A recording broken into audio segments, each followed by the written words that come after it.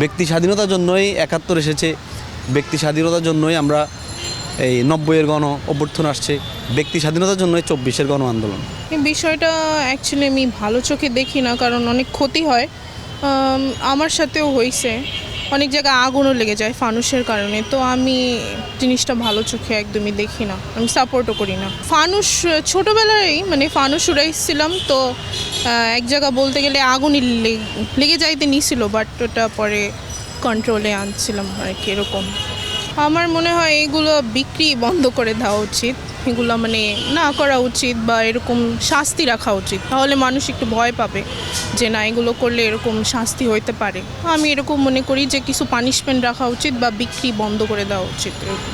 31st নাইটে বর্তমান যে জেনারেশনটা বিভিন্ন ধরনের আতশবাজি কিংবা বিভিন্ন ধরনের বোম ফাটায়, তো এটা আমাদের মানব জীবনে যেমন ক্ষতিকর, এটা পাখিদের জন্য ক্ষতিকর, এটা যারা অসুস্থ থাকে মুরব্বী তাদের জন্য ক্ষতিকর, এবং সমাজ এটাকে ভালো চোখে দেখে না যারা মুরব্বী আছেন। এবং আমি আমার লাইফে কোনো সময় আমি এই 31st নাইট উদযাপন করিনি। যারা শোনার তারা শুনবে, আর যারা না শোনার তাদেরকে বললেও তারা শুনবে না। তো এখন আগের থেকে অনেকে বাদ দিছে, আবার অনেকে শুরু করছে। তো আমি তাদের উদ্দেশ্যে বলবো যে এগুলো করা ভালো না, আপনারা এগুলো থেকে বিরত থাকবেন। আপনারা শান্তিতে থাকুন, আমাদেরকেও শান্তিতে থাকতে দিন, মুরব্বীদেরকেও শান্তিতে থাকতে দিন। আসলে আমি আমার জায়গা থেকে বলবো, আমার ব্যক্তিগত ওপিনিয়ন হচ্ছে যে সমস্ত বিষয় আমাদের জন্য অর্থবহ হয় না এবং এর দ্বারা সামান্য কিছু আনন্দ বা বিনোদন ছাড়া, এটাকে ক্ষণিকের আনন্দ বলে, অর্থহীন একটি আনন্দ, যেটা আমাদের জীবনে কখনোই ভালো কিছু বয়ে আনে না, অল্প কিছুক্ষণে আনন্দ।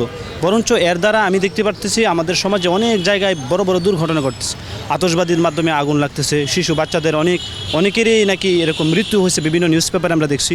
তো বাংলাদেশে যে এখন এই কালচার শুরু হয়েছে, এটা অবশ্যই আমাদের জন্য দুঃখজনক এবং পরবর্তী প্রজন্মকে আরও ন্যাক্কারজনক ঘটনার দিকেই ধাবিত করতেছে। এবং আমি চাই এই বিষয়টা বর্তমান সমাজের যে যারা আছে, আমরা তরুণ প্রজন্ম যারা আসলে ভবিষ্যৎ নিয়ে ভাবতেছি, তাদের উচিত এই জায়গাগুলো থেকে আমাদের শিক্ষা নিয়ে যে পরবর্তীতে কীভাবে এই দিনটাকে আরও সুন্দরভাবে উদযাপন করা যায়, ভালো দিক নিয়ে ভালো ভালো কাজ করা যায়, কীভাবে সমাজের উন্নয়নে, রাষ্ট্রের উন্নয়নে আমরা ভবিষ্যৎ প্রজন্ম নিয়ে চিন্তা করতে পারি। এই সমস্ত কাজ না করাই উত্তম, আমার ব্যক্তিগত অভিনিয়ন এটা। সাধারণত দেখা যায় এখানে ফানুস উড়ানো হয়, এখানে আতশ ফুটানো হয়, কিন্তু এর দ্বারা দেখা যায় বিভিন্ন জায়গায় দুর্ঘটনা ঘটে। এছাড়াও মানুষের শারীরিক মানসিক নির্যাতনের ঘটনা ঘটে। যেমন 2000 সালের দিকে একটা ঘটনা দেখা যায়, একটা নারীর বস্ত্রহরণ হয়েছিল। তো এই সব কিছু বিবেচনা করলে আমাদের একটু সতর্ক থাকা উচিত। নিরাপত্তার সাথে এখানে যতটুকু সম্ভব নিরাপত্তা তৈরি করে সর্বোচ্চ চেষ্টা করতে হবে, যাতে কোনো ঝামেলা না হয়। এই ছোটোখাটো সংযমতা তৈরি করে আমাদের এটা উদযাপন করতে হবে, বড় ধরনের যাতে কোনো সংকট তৈরি না হয় এটা থেকে। চাইলে একটা সংস্কৃতি হুট করে বন্ধ করতে পারবেন না। এটার জন্য হয়তো আপনার যেটা বললেন যে একটা নিরাপদ জায়গা বের করতে হবে, নতুবা এটা কীভাবে নিরাপত্তা দিতে হয় ওই কৌশলগুলো এখানে অ্যাপ্লাই করতে হবে।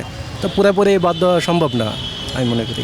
আতশবাজি বা ফানুস বা আনন্দ করা এটা চিরাচরিত নিয়ম, আমরা দেখে আসছি ছোটোবেলা থেকেই।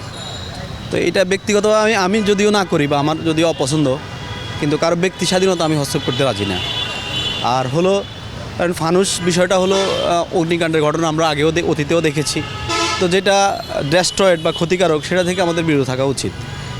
এবং এটাও মনে রাখতে হবে যে কারো ব্যক্তি স্বাধীনতা যেন হস্তক্ষেপ না হয়, কারণ ব্যক্তি স্বাধীনতার জন্যই ৭১ এসেছে, ব্যক্তি স্বাধীনতার জন্যই আমরা এই ৯০-এর গণ অভ্যুত্থান আসছে, ব্যক্তি স্বাধীনতার জন্যই ২৪-এর গণ আন্দোলন। তো সব মিলাইয়া যেন কারো ব্যক্তি স্বাধীনতা হস্তক্ষেপ না হয়, এটা আমাদের খেয়াল রাখতে হবে।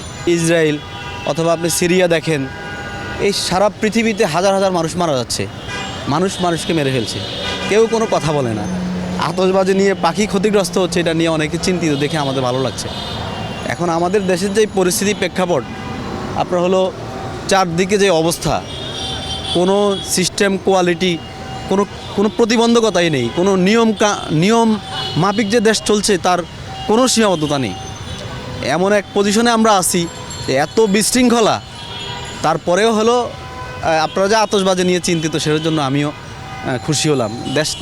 দেশের যে পরিস্থিতি, যে প্রেক্ষাপট পরিস্থিতি আছে, দ্রব্যমূল্যের ঊর্ধ্বগতি, এগুলো নিয়ে কথা বলেন, এগুলো নিয়ে কাজ করেন। দেশে বিশৃঙ্খলা হচ্ছে, কেউ সুযোগ পেলেই আন্দোলন করছে, অযৌক্তিক দাবি নিয়ে রাস্তায় নামছে, খুন হচ্ছে, ছিনতাই হচ্ছে, রাহাজারি হচ্ছে, চাঁদাবাজি হচ্ছে, এগুলি বন্ধ করার জন্য কাজ করেন। তাহলে আপনাদের সাংবাদিকতার প্রকৃত মূল্যায়নটা পাবেন।